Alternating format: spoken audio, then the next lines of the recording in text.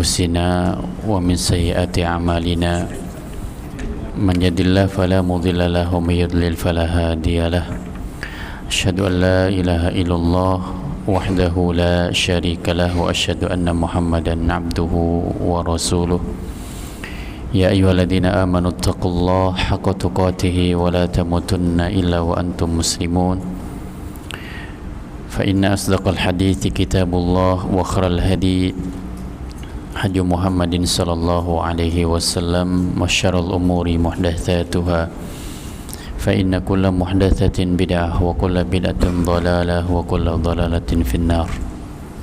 معاشر الإخوة رحمكم الله, kita masih membahas bab yang ke-15, yaitu bab yang berhubungan dengan segala sesuatu yang disembah ya selain Allah Subhanahu wa ta'ala adalah batil. Kita masuk ke dalil yang keempat. Al-Mu'allif rahimahullah membawakan sebuah hadis dari sahabat Ibnu Umar. Wa fihi an Ibni Umar radhiyallahu anhuma annahu sami'a Rasulullah sallallahu alaihi wasallam yaqul idza rafa'a ra'sahu min ar-ruku'i fi ar-rak'atil akhirah min al-fajr Allahumma al'an fulanan wa fulanan ba'dama yaqul sami'allahu liman hamidah rabbana walakal hamdu fa anzalallahu laysa laka minal amri syai'un wa fi riwayatin yad'u ala Safwan ibn Umayyah wa Suhail ibn Amr wal Harith ibn Hisham fa nazalat laysa laka minal amri syai'un. Hadis ini dari sahabat Ibnu Umar. Siapa Ibnu Umar siapa? Anaknya Ibnu Umar, anaknya Umar. Siapa nama aslinya? Ibnu Umar nama aslinya siapa? Abdullah. Ya, jadi banyak sebenarnya sahabat itu yang namanya Abdullah. Ya, namun lebih dikenal dengan sebutan atau laqab ya, Ibnu Umar, Ibnu Abbas, Ibnu Mas'ud. Ya, Ibnu Abbas siapa nama aslinya? Abdullah. Ya, Ibnu Mas'ud siapa nama aslinya? Abdullah. Ya, jadi sebenarnya banyak nama sahabat yang nama aslinya itu Abdullah. Ya, bahwasanya ia mendengar Rasulullah sallallahu alaihi wasallam bersabda, "Idza rafa'a ra'sahu minar ruku'."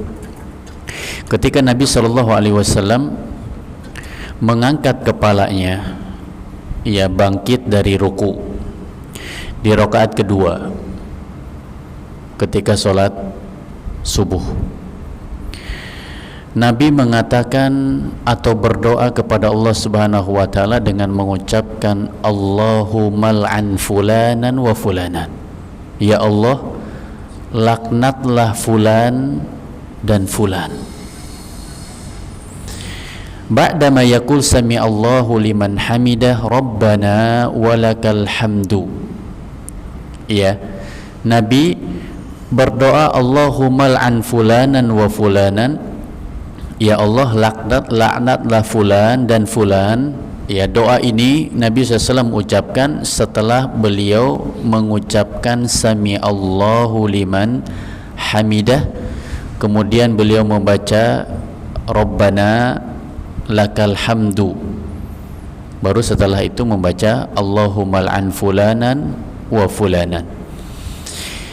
Maka Allah Subhanahu wa ta'ala menurunkan ayat di dalam Al-Quran, yaitu dalam surat Al-Imran ayat 128, kata Allah, laisa laka minal amri syai'un, ya, bahwa engkau tidak memiliki urusan akan hal tersebut sama sekali, kata Allah Subhanahu wa taala. Ya, maksudnya adalah yang menjadikan seseorang itu dapat hidayah atau tidaknya itu siapa? Allah Subhanahu wa taala yang berkehendak. Ya.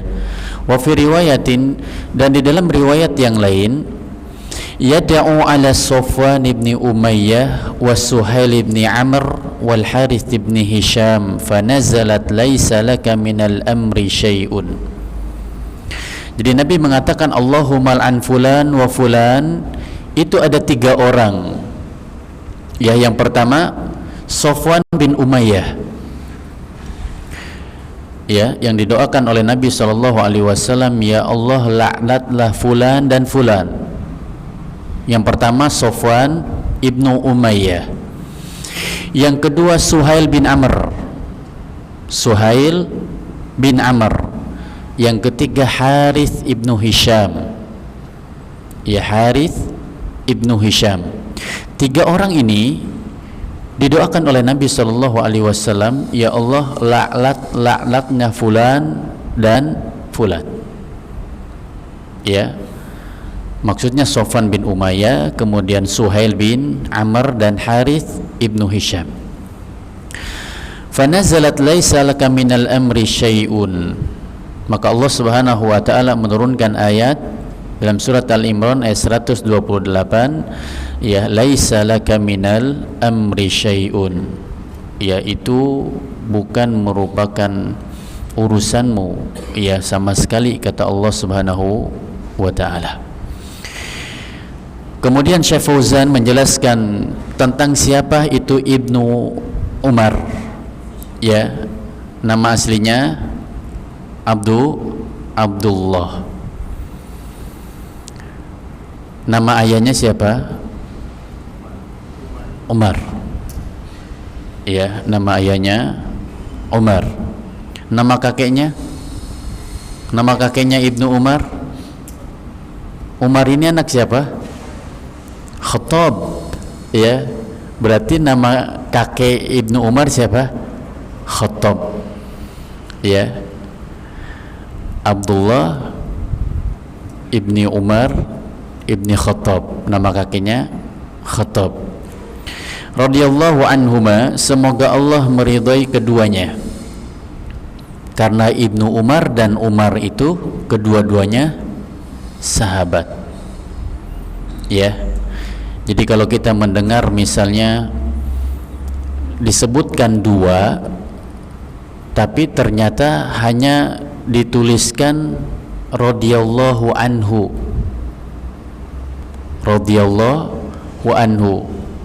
berarti yang jadi sahabat itu anaknya, sementara bapaknya tidak menjadi sahabat Nabi SAW karena tidak beriman. Tapi kalau misalnya disebutkan radhiyallahu anhuma, berarti anak dan bapak kedua-duanya sahabat. Apa definisi sahabat? Sahabat itu siapa? Sahabat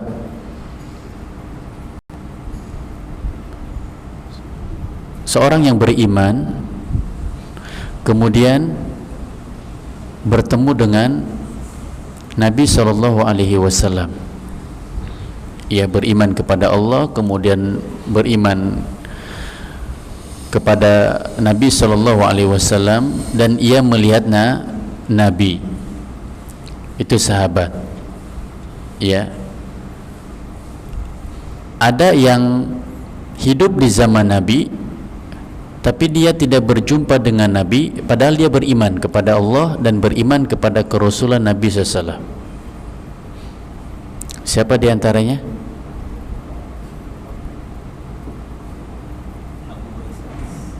Uwais. Ya, Uwais itu hidup di zaman Nabi SAW. Beliau beriman kepada Allah, beriman kepada Nabi SAW. Tapi beliau tidak berjumpa dengan Nabi.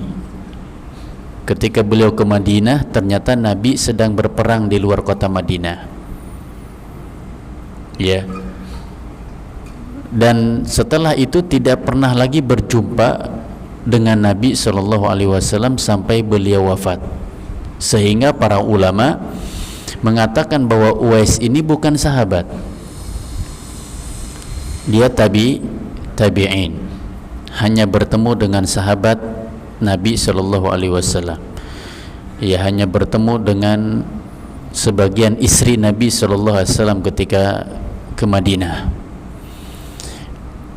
Namun Nabi sallallahu alaihi wasallam berpesan kepada Umar, apabila engkau berjumpa dengannya, mintalah doa kepadanya. Ya. Bayangkan Umar diberikan pesan oleh Nabi sallallahu alaihi wasallam, apabila engkau nanti bertemu dengan Uwais, mintalah doa kepadanya. Kenapa? Uwais ini manusia yang tidak dikenal oleh banyak orang. Ya. Dan hanya memiliki dua pakaian. Satu buat bekerja, satu buat ibadah. Orang tuh nggak tahu siapa sih sebenarnya Uwais itu. Tapi di atas langit para malaikat tahu. Ya. Jadi terkenalnya di mana? Di langit, bukan di bumi. Ya. Jadi sahabat itu yang dia berjumpa dengan Nabi sallallahu, ya, beriman dengan Nabi sallallahu alaihi wasallam.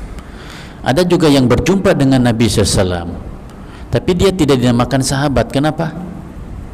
Enggak beriman kepada Allah dan enggak beriman kepada Nabi SAW. Di antaranya siapa? Pamannya Nabi. Siapa? Abu Lahab. Ya. Jadi yang pamannya Nabi itu Abu Lahab, bukan Abu Jahal. Ya, paman Nabi itu Abu Lahab, bukan Abu Jahal. Ya. Kemudian beliau merupakan sahabiyun jalil, sahabat yang mulia, min ubadis sahabah, dan termasuk ahli ibadah di kalangan para sahabat. Bahkan beliau termasuk ulamanya sahabat. Ya, Ibnu Umar termasuk ulamanya sahabat, sama seperti Ibnu Mas'ud. Ya. Dan Ibnu Umar ini adalah salah satu sahabat yang juga banyak meriwayatkan hadis dari Nabi sallallahu alaihi wasallam. Yang paling banyak siapa? Abu Hurairah. Ya, paling banyak Abu Hurairah. Dan beliau wafat pada tahun 73 Hijriah. Ya, 73 Hijriah. Wa fihi ay fi sahihi wal murad bi sahihil Bukhari. Ya. Fi sahih maknanya adalah Sahih Bukhari. Atau yang dimaksud adalah Sahih Bukhari. Ya. Kalau yang sudah meriwayatkan itu Imam Bukhari, Sahih Bukhari misalnya, beliau itu disepakati oleh para ulama bahwa tidak ada kitab yang paling sahih setelah Al-Quran dibandingkan dengan Sahih Bukhari. Karena semua hadis yang termaktub di dalam Sahih Bukhari semuanya sahih. Semuanya sahih. Dan di antara keistimewaan Imam Bukhari, setiap beliau akan menulis satu hadis, ya, beliau selalu melaksanakan sholat terlebih dahulu. Jadi dibuka dengan melaksanakan sholat, baru beliau menulis hadis. Ya, setiap satu hadis yang dimaktubkan di dalam kitabnya, beliau senantiasa memulainya dengan sholat terlebih dahulu. Ya, ini semua ulama sepakat bahwa kitab yang paling sahih setelah Al-Quran adalah Sahihul Bukhari. Dan beliau memiliki murid yang tidak kalah familiarnya, yang tidak kalah jasanya, yang berhubungan dengan ilmu hadis. Siapa? Imam Muslim. Imam Muslim itu muridnya Imam Bukhari. Makanya kalau Imam Bukhari meriwayatkan hadis dan Imam Muslim juga meriwayatkan hadis dan matan hadisnya itu sama, kemudian jalur dari periwayatannya juga sama, ya, keterangan hadisnya itu muttafaqun alaih. Muttafaqun alaih maksudnya disepakati oleh keduanya, oleh Imam Bukhari dan Imam Muslim. Ya, karena Imam Bukhari dan Imam Muslim terkadang memiliki periwayatan hadis yang berbeda dari jalur periwayatannya, terkadang juga matan atau isi hadisnya juga berbeda. Ya, terkadang Imam Bukhari meriwayatkan dengan lafaz ini dari sahabat ini. Ya, Imam Muslim meriwayatkan hadis yang matanya seperti ini diambil dari sahabat yang ini. Ya, jadi Imam Bukhari dan Imam Muslim itu guru dan murid. Adapun ashabus sunan, ya, seperti Imam Ibnu Majah, Imam An-Nasai, ya, kemudian Imam At-Tirmidzi atau At-Turmudzi, ya, Imam Abu Daud. 4 ini termasuk ashabus sunan.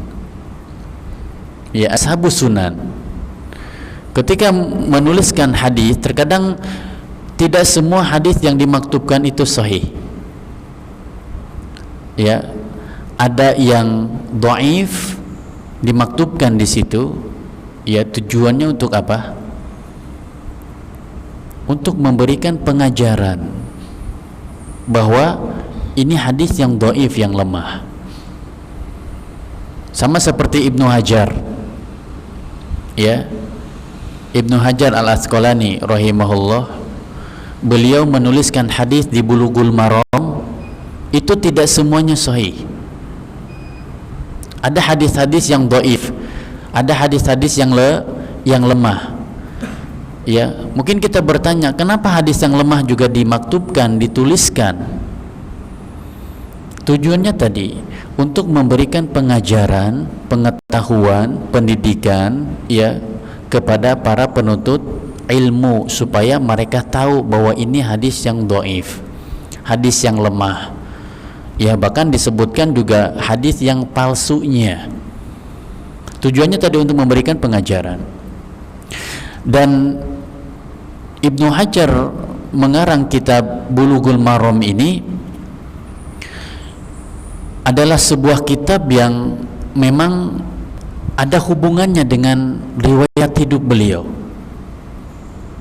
Bulughul Maram maknanya itu telah sampai keinginan. Telah sampai keinginan. Jadi beliau menikah dari istri pertama, ya, itu tidak memiliki anak laki-laki. Tidak memiliki anak laki-laki. Semuanya perempuan. Ya. Menikah lagi, tidak memiliki anak laki-laki. Ya, dan beliau memiliki anak laki-laki di istri yang terakhir. Punya anak laki-laki. Ya. Sehingga dengan kebahagiaan tersebut beliau mengarang sebuah kitab yang berjudul Bulughul Maram, telah sampai keinginan. Beliau itu sangat ingin mempunyai anak laki-laki. Ternyata di istri pertama nggak punya, kedua nggak punya, ketiga juga nggak punya, yang terakhir baru punya. Ya, sehingga beliau mengarang kitab Bulughul Maram. Dan beliau sangat berharap anaknya ini akan menjadi penerus ya ayahnya. Namun ternyata istri yang pertama tidak ridho, ia tidak ridho, sehingga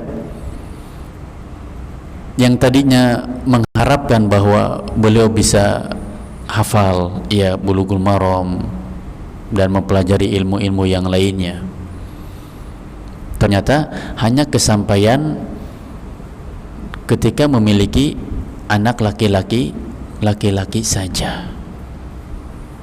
Karena doa dari mana? Dari istri yang pertama. Allah mungkin istri yang kedua, istri yang ketiga juga sama mendoakan, karena mereka tidak memiliki anak laki-laki. Ya, terkadang ada ulama yang membuat kitab dinamakan dengan, atau ada hubungannya dengan kehidupannya dia, ya, dibikinlah kitab gitu kan, Bulughul Maram, telah nyampe keinginan, ya, telah kesampaian gitu, ya. Jadi ashabus sunan itu terkadang mereka mencantumkan apa? Kitab-kitab, kitab hadisnya itu tidak semuanya sahih, ya, hadis-hadisnya, bahkan hadis yang dhaif juga dicantumkan. Sama seperti di Arba'in An-Nawawiyah, ya, Imam An-Nawawi mencantumkan di Arba'in An-Nawawiyah itu bukan 40 hadis tapi 42 hadis. Karena yang duanya ini lemah derajat hadisnya, ya, sehingga kutub tersebut, atau karena Arba'in An-Nawawiyah ini kutub, ya, kitab kecil yang bisa dikantongin masuk saku, dinamakan dengan Al-Arba'un An-Nawawiyah. Jadi hanya 40 hadis yang sahih, yang duanya tidak sahih. Padahal jumlahnya di dalam Arba'in itu bukan 40 hadis tapi berapa? 42 hadis. Kemudian annahu sami'a Rasulullah sallallahu alaihi wasallam ay ba'dama syujja wa qusirat rubaiyatihi yauma Uhudin, yaitu Ibnu Umar mendengar Nabi sallallahu alaihi wasallam mengucapkan Allahumma al'an fulan wa fulan, ya Allah laknatnya fulan dan fulan, itu setelah Nabi sallallahu alaihi wasallam terluka, ya. Jadi Nabi SAW melaknat Sofwan bin Umayyah, Suhail bin Amr dan Harith ibni Hisham setelah beliau terluka, berdarah wajah beliau, ya, kemudian gigi taring beliau patah ketika perang Uhud. Jadi kata Ibnu Umar, beliau mendengar Nabi SAW mengucapkan demikian setelah kejadian itu, bukan sebelum peperangan. Allahumma al'an ay utrud wa ab'ad min rahmatik, ya, maksudnya adalah jauhkanlah, usirlah dia dari rahmatmu. Jadi doa itu kalau misalnya ada ucapan laknat, ya, berarti seseorang meminta kepada Allah Subhanahu wa taala untuk menjauhi, ya, mengusirnya dari rahmat Allah Subhanahu wa taala. Boleh nggak kita misalnya berdoa atau mendoakan seseorang itu dengan melaknatnya? Boleh atau tidak? Kita berdoa dengan mengucapkan laknat misalnya sesama muslim, boleh apa enggak? Ya Allah, mudah-mudahan antum dilaknat sama Allah, ya, boleh atau tidak? Ya, tidak boleh, ya, tidak boleh. Sesama muslim itu kita mendoakan kebaikan, ya, mendoakan kebaikan. Ketika kita tasyahud akhir atau di tasyahud awal di dalam solat kita, Ya, setelah kita mengucapkan tahiyat di situ, di akhirnya itu ada doa untuk orang-orang yang beriman. Adapun untuk orang-orang kafir misalnya, boleh nggak kita mendoakan laknat? Boleh. Ya. Syaitan boleh. Ya.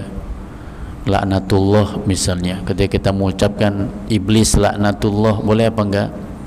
Boleh. Ya. Kemudian fulan wa fulan, ya mereka adalah Sofwan bin Umayyah, kemudian Suhail bin Amr dan Harith ibnu Hisham. Sami Allahu liman hamidah, ajaballah man hamidahu wa taqabbalah. Sami Allahu liman hamidah, maknanya adalah Allah subhanahu wa ta'ala mengijabah siapa yang memujinya, ya, dan Allah menerima pujian tersebut.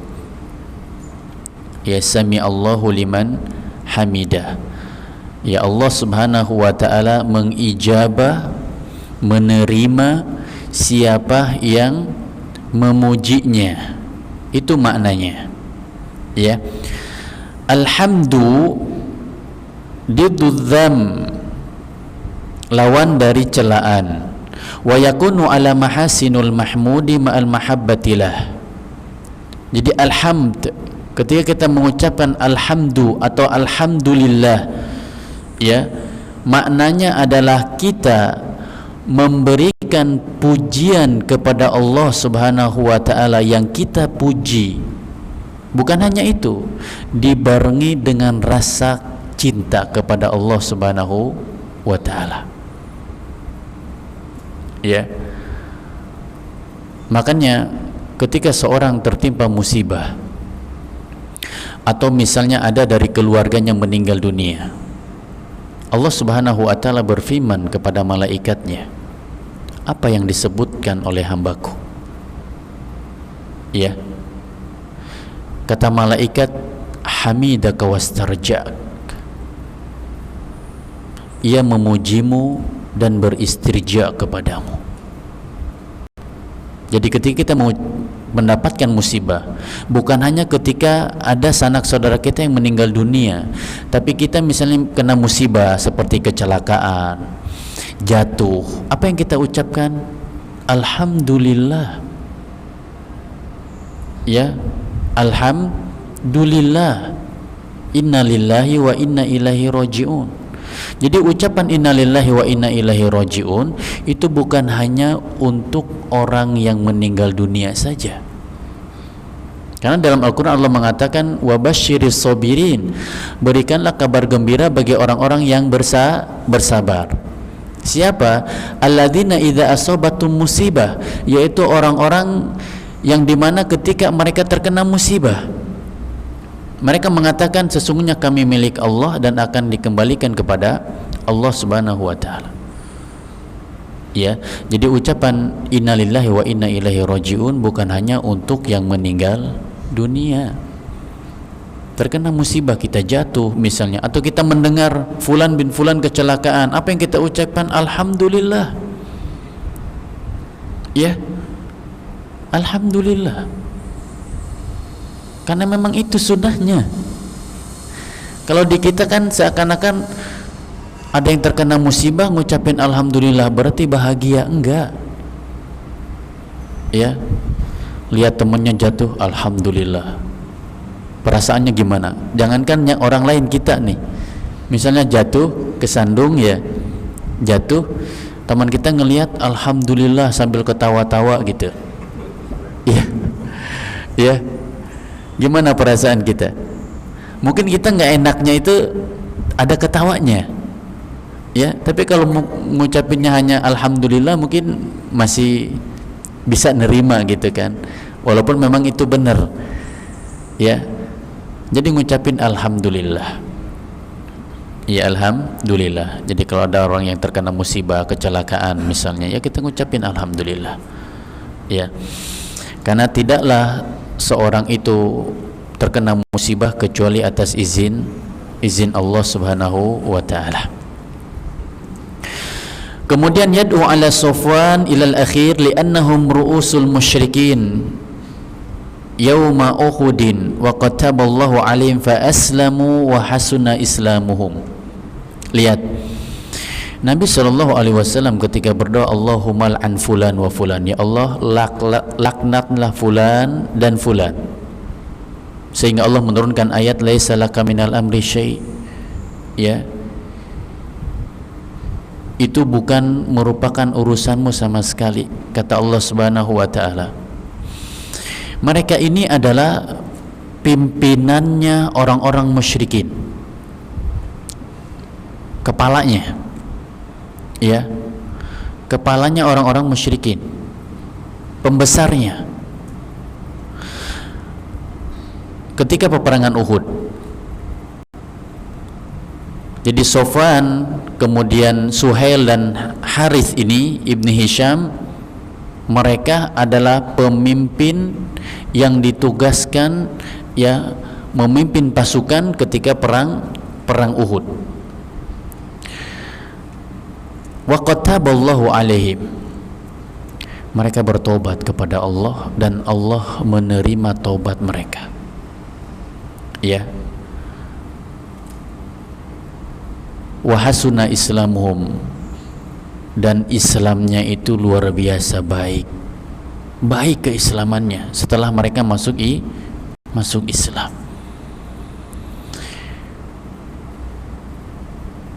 Jadi bayangkan Safwan, kemudian Suhail dan Harith ibnu Hisham ini kepalanya orang-orang musyrikin, namun ternyata mereka bertobat kepada Allah, masuk Islam, dan Islamnya itu sangat baik, keislamannya sangat baik, ya. Kemudian makna secara global dari hadis di atas, yukhbiru Abdullah bin Umar radhiyallahu anhuma annahu sami'a Rasulullah sallallahu alaihi wasallam yad'u fi sholati ala ashkhasi muayyanin minal kuffar adahu yawma Uhudin fa'atabahu Allah biqawli laisa laka minal amri syai'. Ibnu Umar atau Abdullah bin Umar mengabarkan bahwasanya beliau mendengar Rasul sallallahu alaihi wasallam berdoa di dalam salatnya, yaitu mendoakan orang-orang terkhusus, ya, dari orang-orang kafir ketika perang Uhud. Namun Allah Subhanahu wa taala mengingatkan Nabi sallallahu alaihi wasallam dengan firman-Nya laisa laka minal amri syai', itu bukan merupakan urusanmu sama sekali wahai Muhammad, kata Allah. Wa taballahu alaihim, Allah menerima tobatnya mereka. 3 orang ini bertobat, Allah terima, ya. Fa aminu billah, mereka beriman kepada Allah Subhanahu wa taala. Kemudian faedah-faedah yang bisa kita ambil, sudah masuk maghrib, ya. Ya, yang pertama, butolanu ta'alluq bil awliya was salihin li talabi qada'il hajat wa tafrijil kurubat, ya, bahwa batalnya menggantungkan, ya, diri kita atau menggantungkan sesuatu kepada wali-wali, orang-orang yang soleh, tujuannya untuk memenuhi hajat kita dan melepaskan kesulitan kita, ya.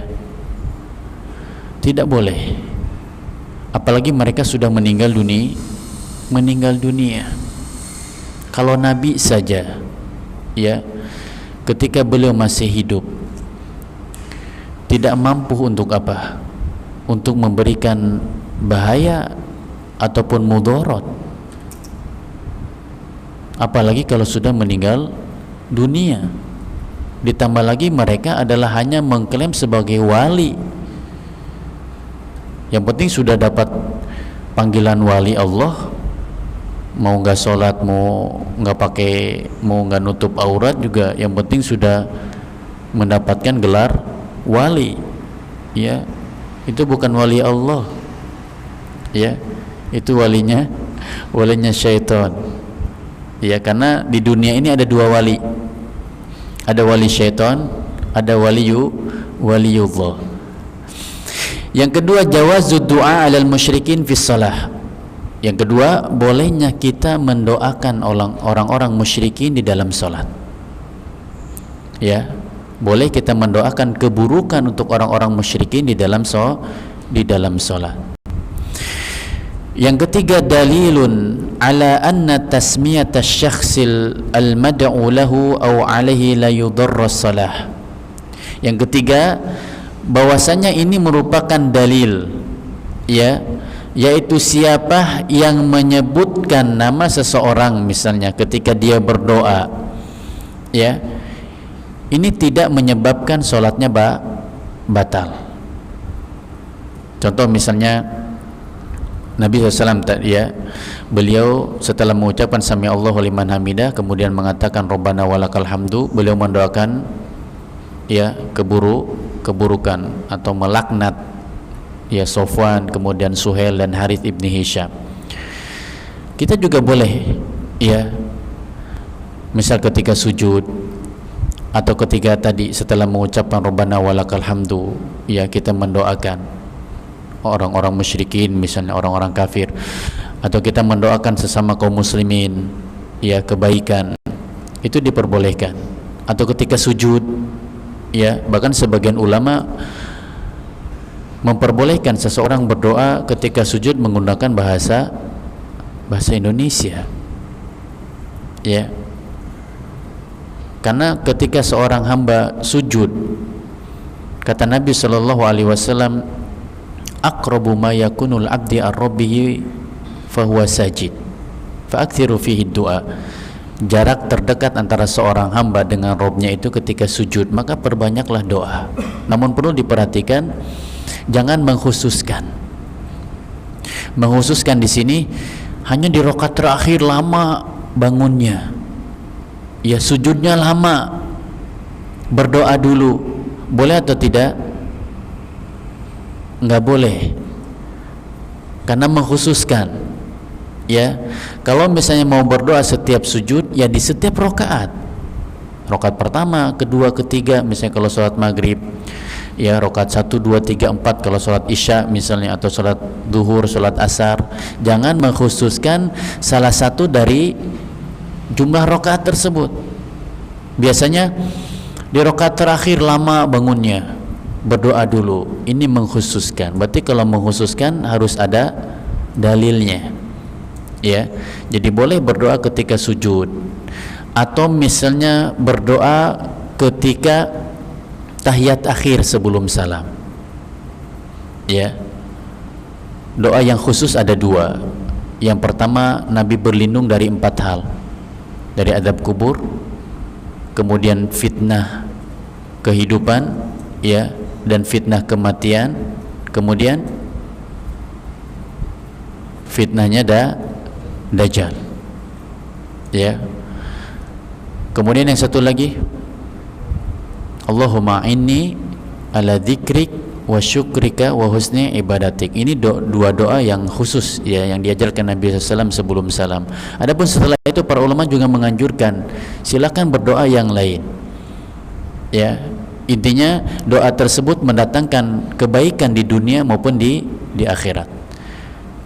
Kita misalnya nggak hafal doa yang lain, kita hanya hafalnya Rabbana atina fid dunya hasanah wa fil akhirati hasanah wa qina adzabannar.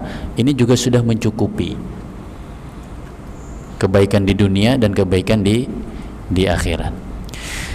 Yang keempat, at-tasrihu bi anna al-imama yajma'u baina at-tasmi' wa at-tahmid.